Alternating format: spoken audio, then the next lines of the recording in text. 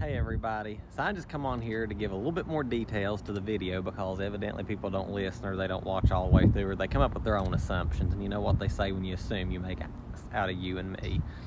The STD video, no, I was not making a video bragging about getting an STD or being promiscuous or anything else. I was at the health department and I merely had an STD screening because it is the healthy and responsible thing to do.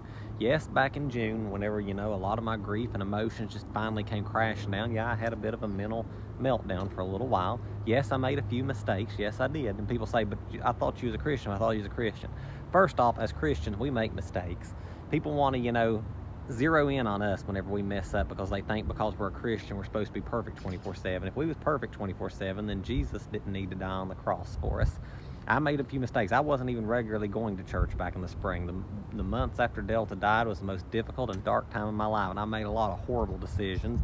A lot of, I wasn't even here. It was such a mental time in my mind, I barely remember half of it. It wasn't until early July I started regularly going back to church again, when I started going back to Mass. That's whenever I confessed. That's when I changed my way around. And even though people still want to say I'm rage baiting or making videos to irritate or this or that, or they don't want to let go of stuff that happened, I'm done apologizing for stuff that happened before July. I'm done. I really am. Biblically, I got on live, I confessed all my faults, I apologized and asked for forgiveness. That's all I'm obligated to do scripturally. At this point, I no longer have to beg anybody's forgiveness at this point. I've done the right thing. It's on you all to forgive. At this point, I will not answer for it before the judgment day of Christ. But this STD screening was merely me being healthy.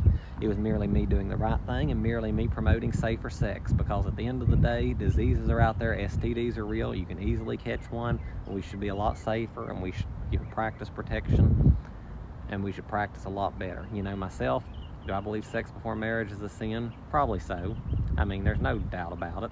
But at the end of the day, things are going to happen. People are going to make mistakes. And if you're going to make those mistakes, be responsible about it. But no, I was not bragging about getting an STD. I'm certainly not bragging about being promiscuous, because I'm not.